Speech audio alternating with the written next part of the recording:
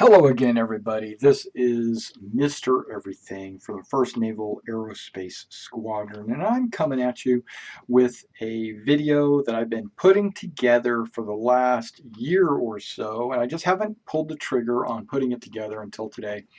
What it is, it's a video about, it's called a contrast in comparison for Star Citizen and Traveler.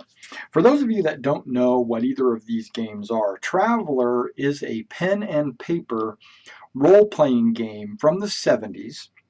It was made by a guy named Mark Miller, and it came out about the time that Star Wars came out, and it's a sci-fi role-playing game where you play a character that goes around in space, and you go on adventures, just like D&D or Shadowrun or Battletech or any of these other role-playing games that are out there. It's exactly like that, except it has a specific universe called the Traveler universe, right? And then there is Star Citizen, which is a computer role-playing game. It's called MMORPG made by Cloud Imperium Games, and the developer's name is Chris Roberts.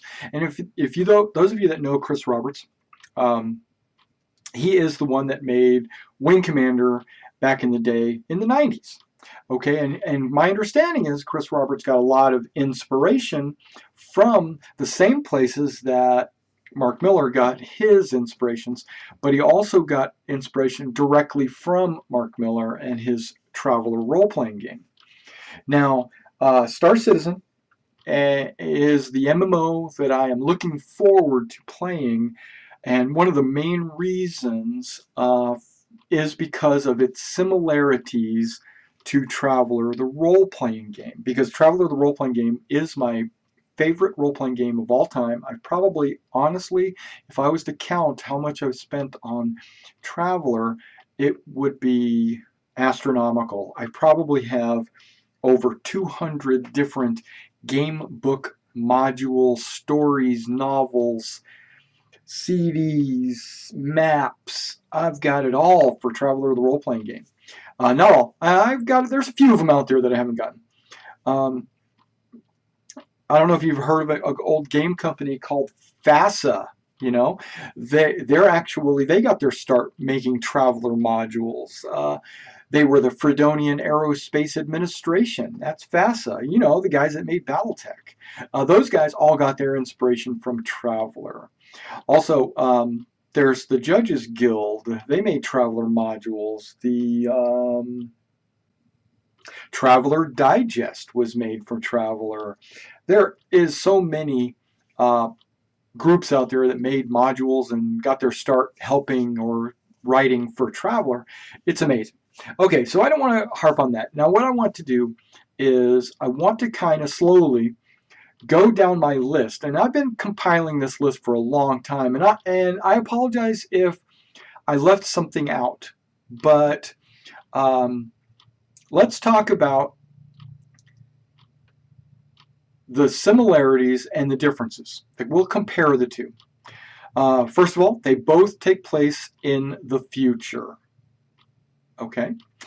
Both have okay, when I say the future, let's back up. When I say the future, Star Citizen's in the near future, like 2945. So you're looking at about 1,000 years in the future, where Traveler probably takes place about 2,000 years in the future. I can't remember exactly, but I think it's further out in the future.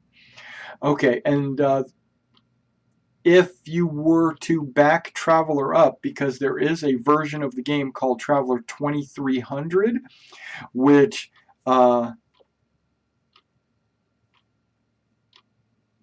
it doesn't take place 2,000 years in the future. Okay, so let's back up a little bit, and okay, they both take place in the future. They both use realistic physics. That was something that Traveler was very proud of, is the fact that everything inside this role-playing game fell into the realm of reality. You have things in the game that you can derive adventures from things that can happen in reality. So it suspended your disbelief, where Star Citizen is trying to do the same thing. Everything that happens in Star Citizen should be technically, physically, scientifically possible. Now, there are some breaks in reality with both games just to be able to make it a fun sci-fi game. You have to break a couple of physical rules to be able to make them fun games, and they both do this. And it'll kind of come out in the watch as you listen. But they both have realistic physics, and when I say no Star Trek fantasy physics, Star Trek is basically fantasy sci-fi. It's not even, most of the things that happen in Star Trek aren't possible in reality. Okay, so when I say, and don't get me wrong, I mean Star Trek's supposed to be even further out in the future, but the tech level of the Star Trek universe is just so much higher than Traveler or Star Citizen. Star Citizen and Traveler are both supposed to be a little bit more gritty and less far-fetched. Okay, they both use vectored thrust and inertia for space travel. So when you're in space, yes, your plane will drift. I say plane, but technically it's a spaceship, right? Will drift. You have to apply thrust to control the direction of travel. You can even, in Star Citizen, you can decouple and just go completely zero G, or you can couple and your flight computer will take over and turn your ship and will fly it more like an airplane and less like a spaceship. Traveler didn't really have that. It was always decoupled. You had to manually fly your ship. If you applied thrust in one direction, that's the direction you were going. If you turned your ship 90 degrees, you didn't start traveling in that direction. You continued going the direction you were at. So it was always decoupled. But they both existed. Okay. Star Citizen uses chemical burn thrusters as well as thrusters powered by the power plant. So you've got the main thruster in the back that provides the majority of your thrust, or will in the new flight model. And you have maneuvering thrusters positioned around the hull, around the center of mass, to give you that ability to roll and to yaw and to pitch. All of that is done with those maneuvering thrusters. And that's all powered by the power plant. But then you can boost, and by boosting, you're actually burning a chemical and actually providing additional thrust. So that's Star Citizen. Traveler uses what's called a grav plate. It uses a gravity plate to provide, and an anti-gravity field to provide thrust either up, like to hover, or to fly through space. It applies basically a gravity to the front of the ship pulling it along, or an anti-gravity to the back of the ship pushing it along. It's kind of both ways. And these gravity plates are also provided power by the power plant. Now, power plants in both games are fusion reactors, and they're both fueled by hydrogen. Now, in both games, they're scooped from gas giants, and they're refined and purified. Hydrogen from water, from like water worlds or planets that have oceans. Inertia is controlled by inertial dampeners to allow for high G turns in multi-crew ships. This happens in both games. You can walk around inside of a ship while it's performing a high G turn in Traveler and not realize that you're actually moving. They say that the inertial dampeners are so good that you feel like you're standing stationary. The ship is stationary. Where in Star Citizen, it is the same way. Okay, now both have grav plates so you can walk around inside of a ship. And they both call them that. They call them grav plates. Now, the physics or the technology behind these grav plates are a little bit sci-fi. Haven't really figured that out yet. All right, now let's talk a little bit about the universe a little bit. They both have a space empire as the focus point. Traveler has an emperor with dukes and earls and knights and barons. Each world each world having its own nobility in charge of the planet, and it works its way up to sectors and subsectors and things like that. In Star Citizen, you can think of it as a Roman Empire with a Roman emperor and senators, and those senators each come from the major populated planets. So very similar in regards to there is nobility in both. But think of it like the Roman Empire in Star Citizen, and think of it like a medieval kingdom in Traveler, but it's still considered an empire, like the British Empire. Both games, the empires have outlawed WMDs. They both have them, but only their militaries use them to fight against hostile aliens or alien fleets. And it would be illegal for citizens to have those WMDs. Both have solar systems with unique laws and politics, atmospheres, everything else. So these solar systems each have their own unique planet layout, what's on the planet, the maps of each planet, places to interest where you can land and walk around. And both of them have this. The Empire of Traveler and Star Citizen are not like the empires of Star Wars, which we'd like to consider that as evil. The Traveler and the Star Citizen Empire are trying to protect the citizens from pirates and hostile aliens. The Empire's navy, in both games, basically patrol the area of space between the systems, leaving the systems governments to manage their own people. This is in both games. In Traveler, each system has a noble assigned to manage this system.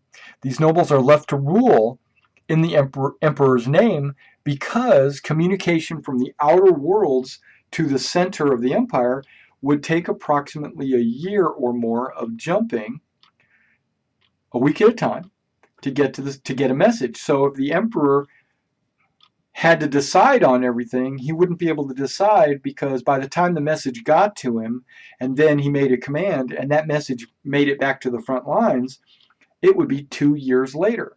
So the nobles in that area are left to rule on their own in the emperor's name with consequences if they do something stupid, basically. Where in Star Citizen, each planet does have a governor and some have senators if they're large enough, but those can communicate directly with the emperor regularly because communication would only take a day or two to get anywhere else in the empire. Okay, both games do have credits as their common currency. One is just called Imperial Credits. Another is called United Earth Credits. Okay. Both games use the Navy as the branch for the capital ships. So if you're a pilot or crew member of a capital ship, you're in the Navy. The Marines are usually the space combat specialists, 0G or very bad hostile atmospheres type stuff. That would be a Marine. And then the Army are the ground combat specialists. They're the ones that drive tanks or man planetary installations, things like that is usually the Army. Now, the militaries of the Traveler Empire have a few additional ones like the Scout Service, which is kind of like an exploratory service. Both Star Citizen and Traveler have spaceports where you can travel through a checkpoint or customs to enter the world, because then you would be leaving the Empire and entering the world's jurisdiction. The worlds each have their own jurisdiction and rules, and these might be different from the Empire. Both games have an empire as where you start, and many worlds to explore and visit. Just outside the Empire, you have alien races, some friendly, some hostile. In both games, even Traveler, the role-playing game, you do have aliens that live amongst people, I say people, amongst humans in the Empire. Same with Star Citizen. You've got the Tavaran. They're an alien race that have been conquered, and now they are living amongst and even holding political office inside the Empire. They've been absorbed. Okay, now let's talk about like personal weapons and weapons in both games. The personal weapons in both games range from anywhere from knives, handguns, rifles. Some are laser weapons, some are ballistic weapons. Both of these happen in both games. Very similar.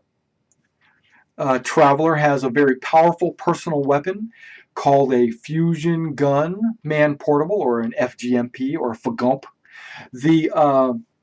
or a plasma gun man portal. In Star Citizen, it's actually called the microwave gun, but it is basically the same thing. It is a very heavy weapon, very devastatingly damaging. Traveler has a huge amount of melee weapons, okay? Axes, knives, swords, spears, basically anything you could possibly imagine, because when you're exploring planets, you might come across an aboriginal type alien, or you might find one that only uses bows and arrows and things like that. That leads to discovering alien races, right? Where in Star Citizen, from what we've only seen like the Vandal glaive and the combat knife. But we know there will be more, we just don't know what they are. Both games have a wrist computer. One is called a personal computer in Traveler, but it's mounted on a wrist and it looks exactly like the Star Citizen MobiGlass. And it does everything the MobiGlass does. So the MobiGlass is the personal computer or the wrist computer from Traveler. It's both the same. Both have power armor. Traveler has this thing called Battle Dress, and Star Citizen has this thing called Titan Armor. Battle Dress looks a lot more like Marine Heavy Armor in Traveler. It looks a lot like Star Citizen's Marine Heavy Armor, and Titan Armor in Star Citizen would be even bigger, like almost a gear or a mech. It's big, like in Aliens, maybe the cargo loader size armor. Okay, now Traveler has anti-grav vehicles, and a lot of them.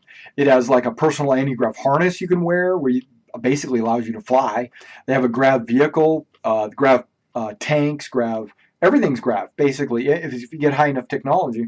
Where in Star Citizen, there's very few grav items. They do have a grav platform for moving cargo around, and who knows what else. Maybe a grav motorcycle or a grav bike or something like that. I think they do have grav bikes, because I think I remember reading about one of those in one of the stories, in one of the fictions. So grav vehicles do exist, just more commonplace in Traveler, it seems like, than in Star Citizen. Okay, the big difference between the two, Star Citizen and Traveler. There is a huge difference when it comes to how you travel between the stars. Both of them use a device called the jump drive. The jump drive is in both games. Traveler's jump drive opens a jump point around the ship, and the ship enters warp space. And then the distance the ship can travel is based on the comparison of the size of the jump drive and the size of the ship in volume.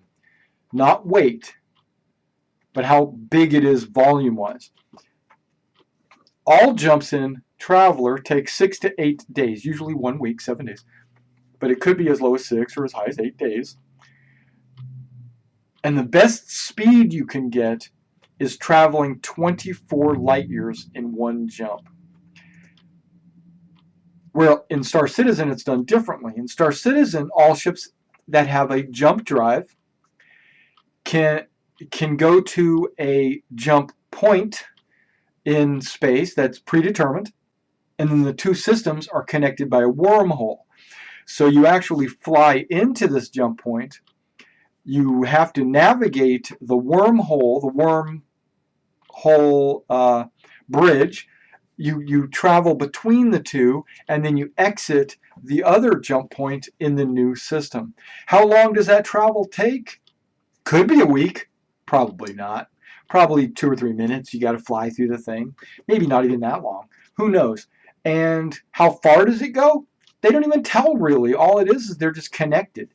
So it could be as far as 24 light years. It could be 1 light year. It could be who knows what, because they're not really giving us the distance of, and it's not really important, the distance between this opening and this opening of the jump point, just how long it takes to traverse it, which they haven't really gotten into yet. But I doubt if it'll be a week. If you can travel from one end of the Empire to the other end of the Empire in just 1 or 2 days, then obviously you've got to make about 10 jumps, and if you're going to make 10 jumps and you've got to travel between the points, blah, blah, blah. Okay. Now in Star Citizen, all ships can jump if equipped with a jump drive and jump fuel. In Traveler, only ships of 100 tons volume or more can jump with a jump drive. So if you've got a small fighter craft or a shuttle, in Traveler, they do not jump. They must be carried via another ship. Now, because the jump drives in Traveler are so large that on a capital ship, 100 tons or more, they take up 20 to 40% of the ship's volume. So it takes up a large, huge amount of space on the ship. And then the fuel takes up another huge amount of space on the ship. Okay, both Traveler and Star Citizen concern themselves about the amount of purification that was processed through your fuel. So the more your fuel is purified and processed, the better the chance is of your jump not having a mishap. Because in both games, Star Citizen and Traveler, if you're flying with unrefined fuel, there is a chance that your jump drive will malfunction, it will fail, or something catastrophic might happen. Your ship could explode. That's in both games. Traveler has over 100,000 systems, where Star Citizen will probably have around 400 systems. In Traveler, communications travel a week per system using the X-Boat network, which is basically a jump ship network maintained by the Empire, which they jump the mail network. They jump messages from system to system using these X-Boat, like the Pony Express. In Star Citizen, it does the same thing, but they do it through jump buoys or the Herald. And these jump buoys receive a message, jump to the next system, and send the message out to the next jump buoy, and they jump through the next. So the messages travel a lot faster in Star Citizen because it's jump points, not jump space. There are ships from all sizes in both games, all from single seaters to capital ships. Now Star Citizen has shields for every ship, where Traveler does not have shields except the black globe generator, which is very, very rare and reserved for only the largest of the military capital ships. Star Citizen has personal shield generators in the form of emplacement barricades. Traveler has none. Traveler does not have shields per se. Now, character creation.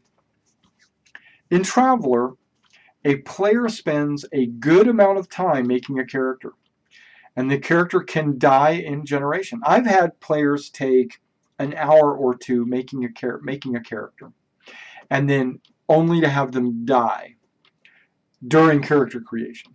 A character usually spends time in the Empire's military, develops his skills in the military, and then after about 4 or 5 terms will get out of the military and start adventuring. These terms are 4 years long. So you're looking at a character entering in the Traveler game after about 16 years of military service. So if you add that to an 18-year-old character starter, you're looking at 36-year-old character entering the game of Traveler. So most adventurers are 36 or older. You don't get that 18-year-old pilot taking off, to go save the Empire. No, you don't get that. You get people that make their character. Now you can, but you'd have no skills. And everybody knows this. So they go through these terms to develop their skills because they want to have these skills when they enter the game, and then but that whole process is risky and could kill your character before you even get a chance to play him.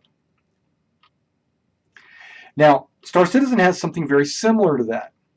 In Star Citizen, they have an option where you can fly or play what's called a game called Squadron 42. You'll spend a good amount of time in Squadron 42, and I'm talking hours upon hours, maybe even days upon weeks in this game of Squadron 42. And then when you get out of Squadron 42, you will have built up your personal skill, because now you'll know how to fly your ship, you'll know how to shoot a gun, you'll know how to open a door, you'll know how to do all this stuff. So it's basically giving the player the skill for this MMO, because it's a skill-based game. There is no, your character doesn't gain levels, or you don't advance in skills in Star Citizen. Where in Traveler, you don't have levels either, and you don't gain levels and hit points and things like that. What you do is your skills go up by levels, and then that's how you develop your character. Your skills go up. In Star Citizen, that doesn't happen. The player has to learn those skills. So if you want to fly better, then the player himself has to learn to fly better. But back to my point, you can die in Squadron 42. So in both Traveler and in Star Citizen, you can die during character development. But then again, you can skip Squadron 42 if you'd like. You just won't get all the cool money and all the cool gadgets that you might have gotten out of Squadron 42. Now, after character creation or Squadron 42, you enter the game. In both games, you can choose how you wish to play. You can play as a pirate, a smuggler, a mercenary, cargo hauling captain of your own ship, complete with crew. You can do both of these, and many more.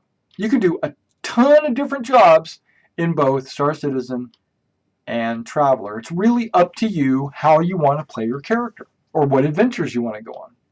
Now, both Traveler and Star Citizen have a lot of similarities between movies and TV shows like Star Wars, right? Firefly, Space Above and Beyond, Babylon 5, Alien. Now, there's missions you might take in either game, like you could carry an item from A to B, you could carry a person from A to B, you could rescue a person A, you can hunt a person B, you could buy cargo at A, carry it to B, and try to sell it for a profit, like speculative trade. You can take on a mercenary contract. You could be the pirate and raid shipping, and the list goes on. I could go on and on and on. What I like about Star Citizen is the fact that it is open to interpretation, open to making your character the way you want to make him. He can do what you want him to do. He can go where you want him to go. But there's always that backdrop of piracy, the Empire, the story. You can take missions and go on missions. That's your choice. Everything is your choice. And if you want to do this, you can do this. If you want to do that, you can do that. That's great. It's basically as a referee for Traveler, the role-playing game, this is my way of being able to get into a Traveler game and have the game referee for me, and I'm now the player. Am I gonna role play with my buddies? I sure am. I have got a military organization called the 1st Naval Aerospace Squadron. If you're interested in role-playing a Navy personnel still on active duty, patrolling the Empire, protecting the Imperial citizens versus pirates or hostile aliens, please pursue that by going to 1nas.engine.com, applying there, checking out our website. Also, you can check us out on Robert Space Industries /orgs/1nas, and we would be glad to hear from you. If you are a pirate or someone wishing harm on others, first of all, shame on you, and second of all, we're coming for you. We'll see you in the verse.